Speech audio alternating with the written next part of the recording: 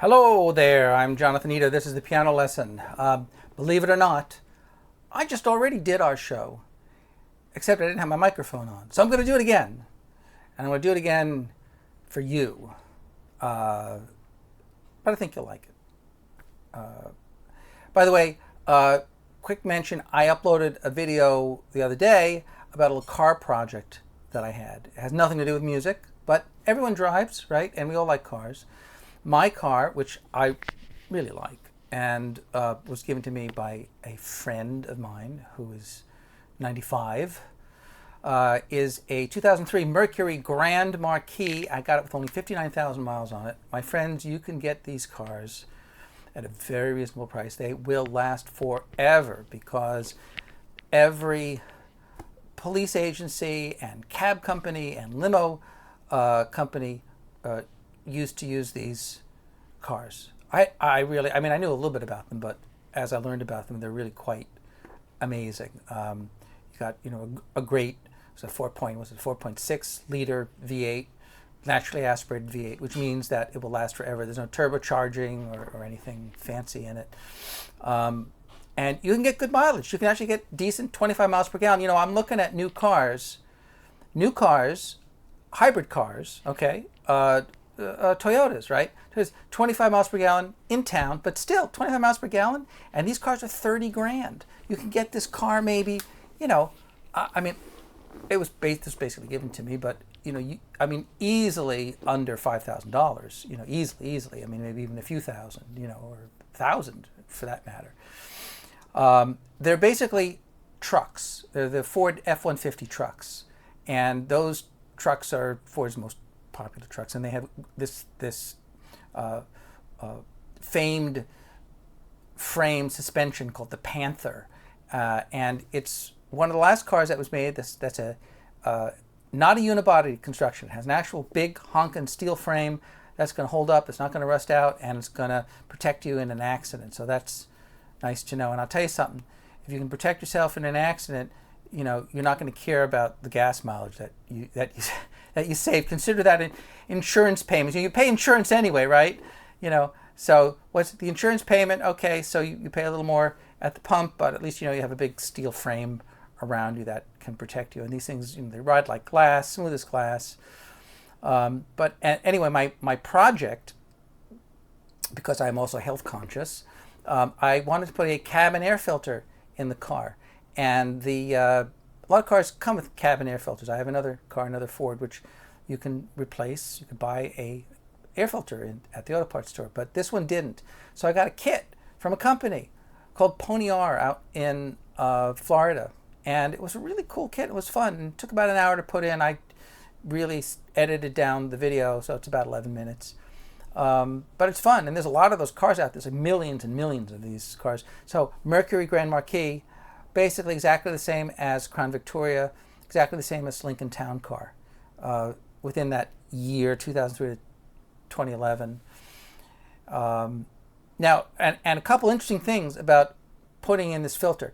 It has a hole, just like a hole where the air can come into the car, right? And there's a frame around it, and it's a weird shaped frame. It's like a kidney-shaped frame, and it's got a screen on it. And it's basically, one mechanic told me to keep rats out. So that's really all it does, is just keep the rats out of the car. By the way, that's a big problem in New York City. Now they started making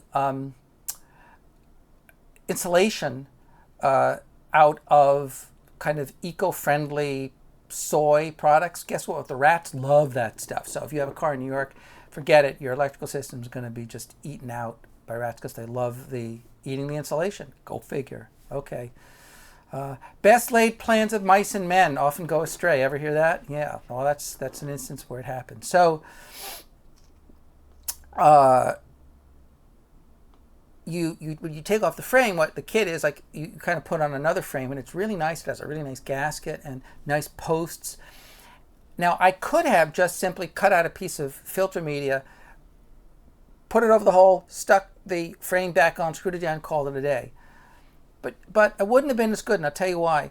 That area is prone to getting moisture in the car, okay?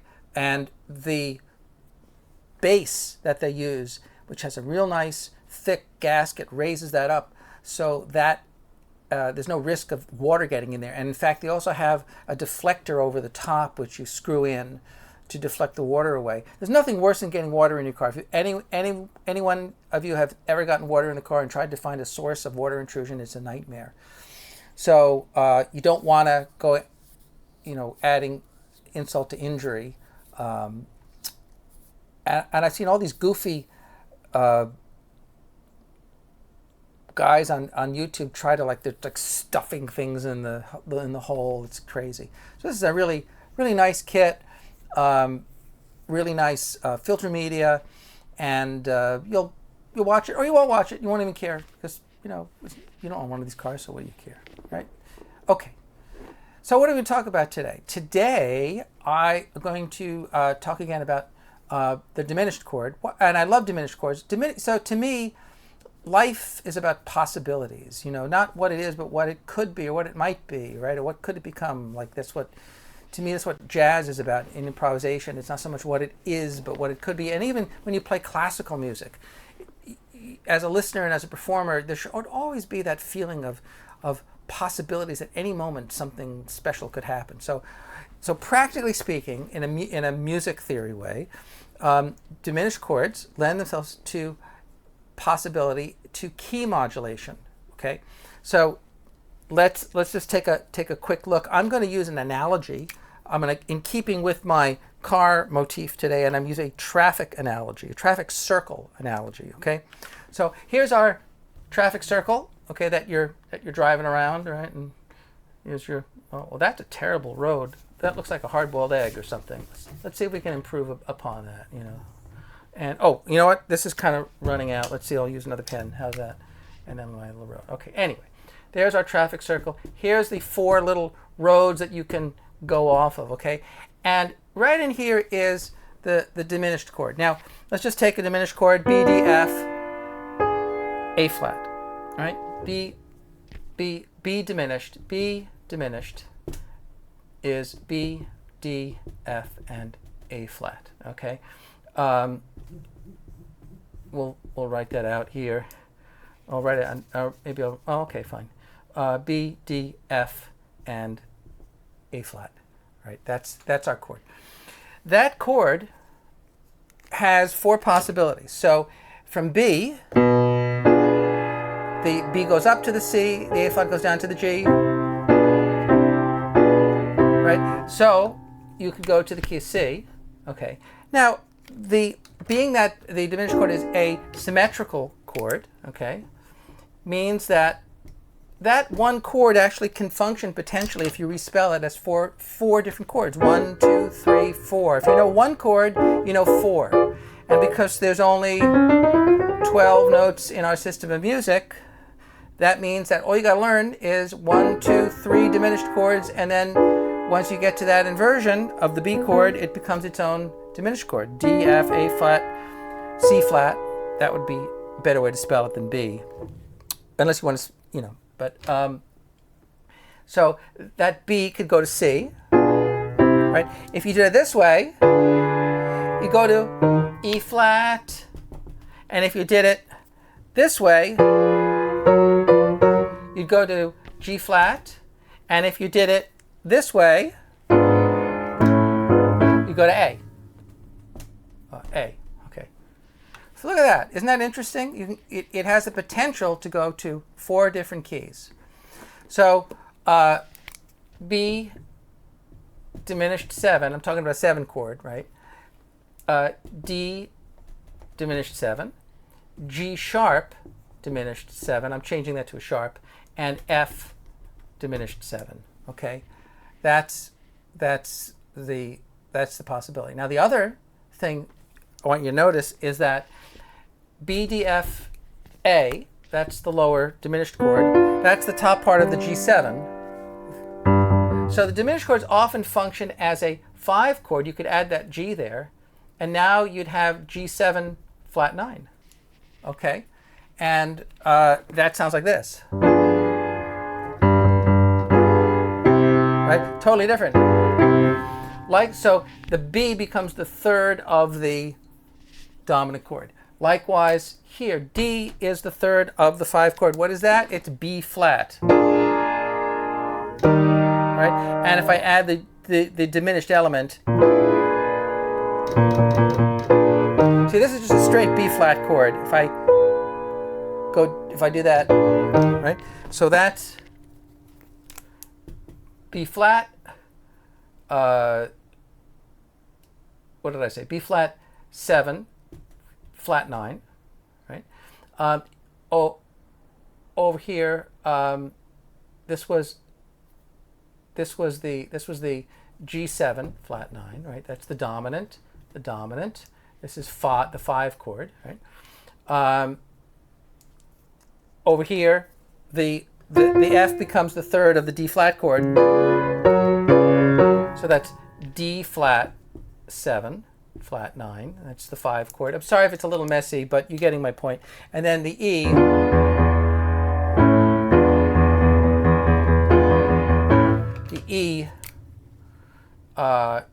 E7, flat 9. Okay, so 4 different dominant chords. Now, another thing to think about is that anytime you have a dominant chord, right, you can substitute another dominant chord a tritone away. The tritone, the element of the tritone, is built into the diminished chord. So, for instance, when you're playing, let's say, the B diminished, B up to F is basically a tritone. It's 3 whole steps, basically, right? And so if you're playing, if rather than using so when I'm saying B, rather than using the G7, you could go up a tritone to the D flat.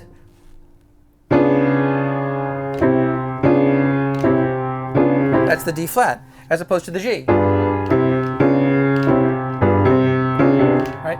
Likewise, so we're kind of crisscrossing here. We're substituting the D flat for the G flat. We could substitute the E, the B flat for the E. Right? So instead of the E chord, we can use the B flat.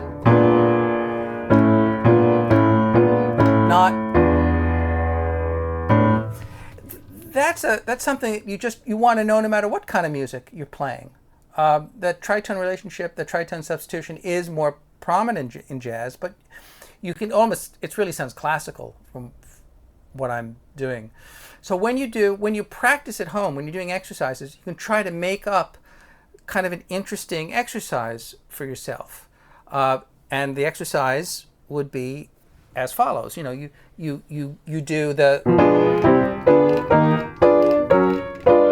that's diminished chords or dominant, right?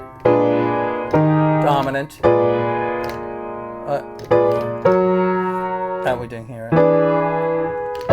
Right. That would be the exercise. You could also just isolate, let's say, all the dominant chords. So like G7, B flat, F, D flat. Sorry. Yeah. So G, B flat, D flat, E flat. Just doing that pattern by itself. And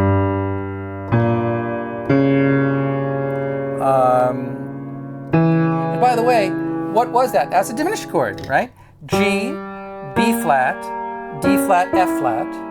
What I'm doing is I am using the roots of each note of the diminished chord as a root for a dominant chord. Isn't that interesting? G7, B flat 7, D flat 7, E7 or F flat 7. F flat 7 is an awkward spelling, but that's the... what are we doing here?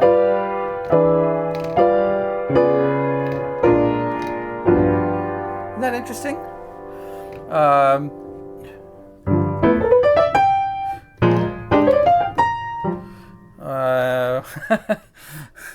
Oh yeah. That's a little hard to play on the piano. All right. So you get you get my drift, man.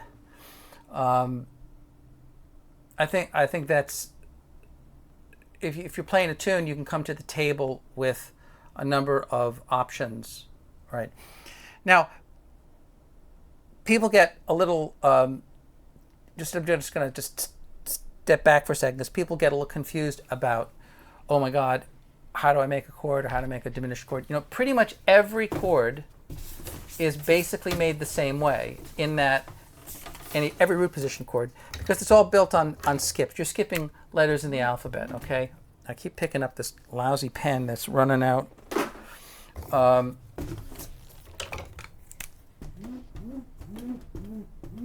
Okay, so, if I'm starting on a space, and I go to space, space, space, that's a root position chord. If it happens to be an A, then it's C, E, G. I'm skipping letters in the alphabet. Now, it might not be A, it might be A flat, or it might be C, it might be C sharp. In this instance, if I want a diminished chord, I have to change the E to an E flat, and the G, I have to change to a G flat, right?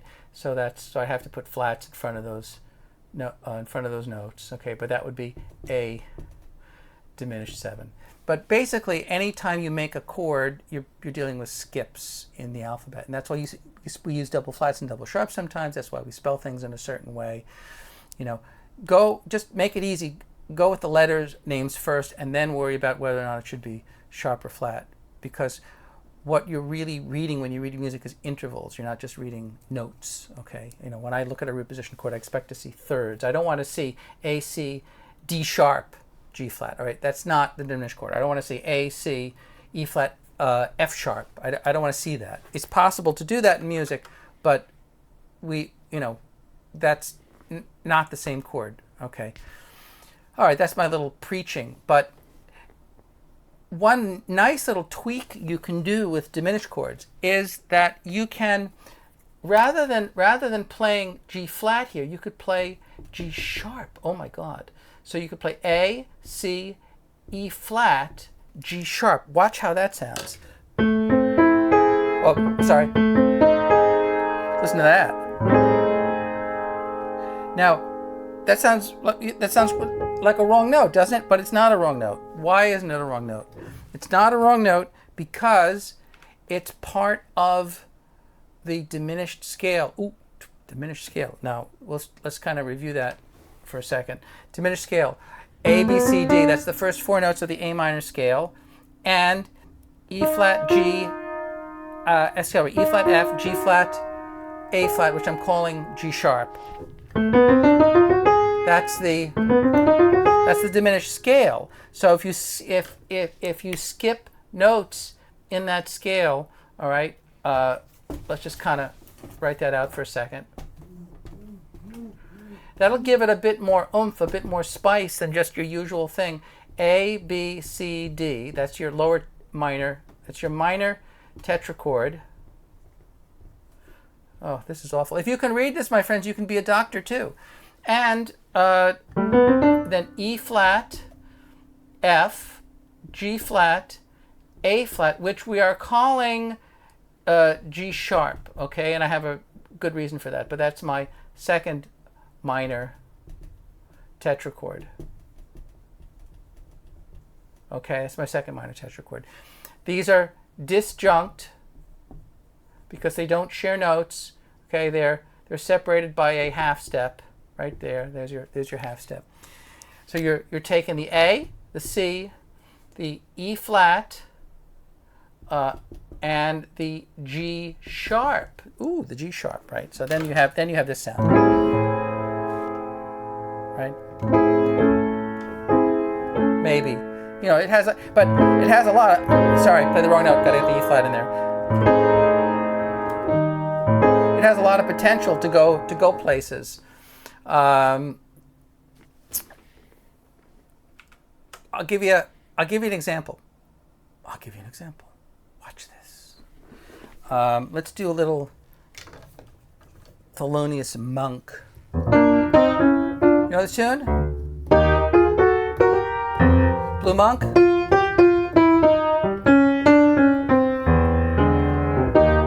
Now ready? Here we go. Now that's a kind of a garden variety. diminished chord. That's back to the one, the B flat. It's in B flat typically.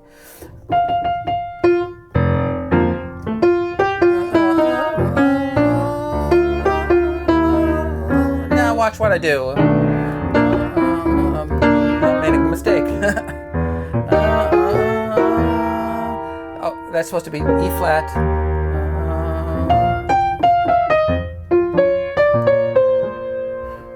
Dominant.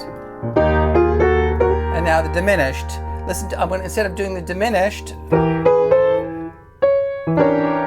that D natural there, okay? E, G, B flat. Instead of D flat, it's D natural. Oh. Ah, that sounds like kind of interesting. And you can kind of grab those tetrachords down, those diminished tetrachords.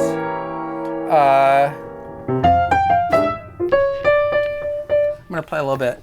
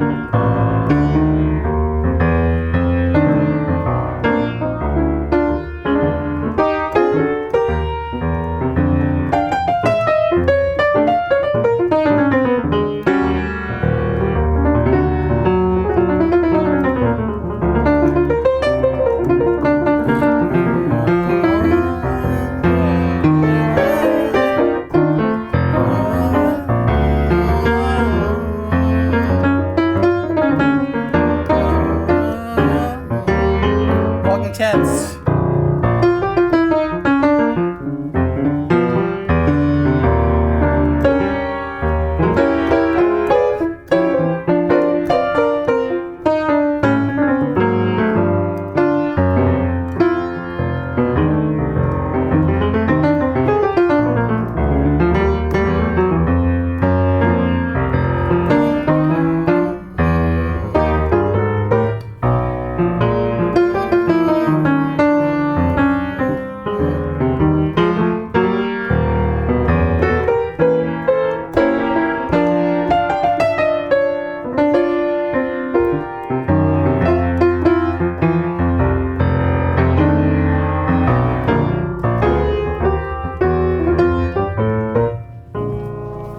So there you are for just a little color in that diminished chord, or again, if you want that, diminished scale sound, that instead of this, and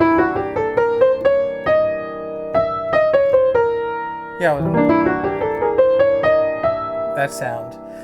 E, F sharp, G, A, B flat, C, D flat, E flat, which you're calling D sharp.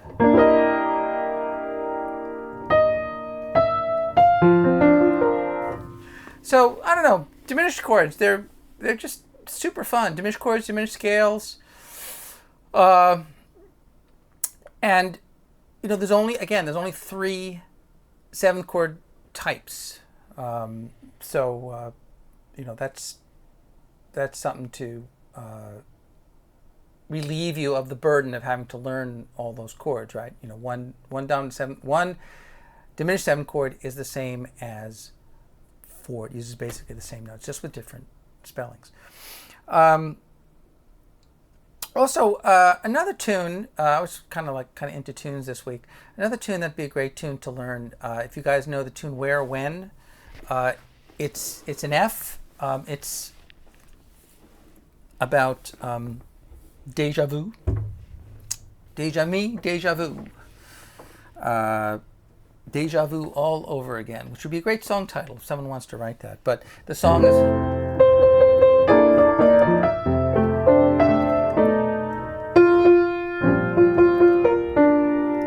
You guys ever hear this? And then there's your...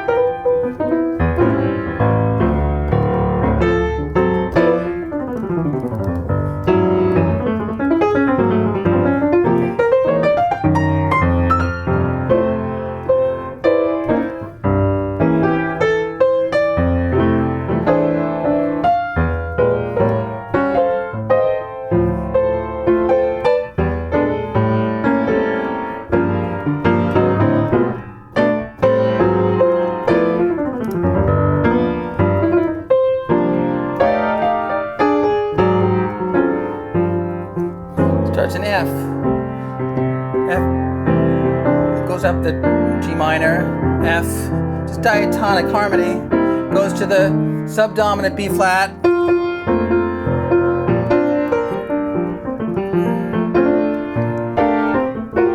back to F,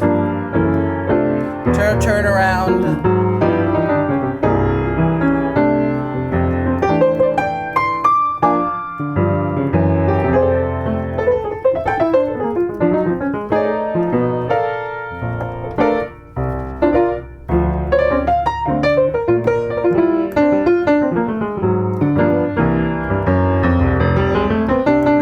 relative minor, 2-5, minor 2-5 to D minor. G.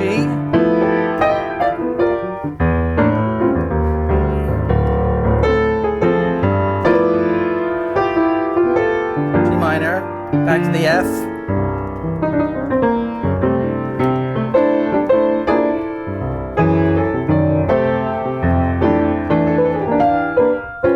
G minor, A minor, G, little tag,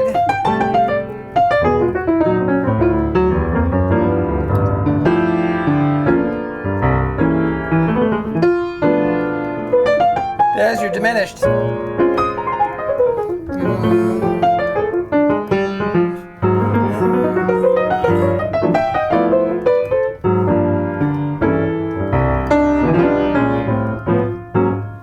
And I think that's about all the time we have this week. I'm Jonathan Ito. That's the piano lesson.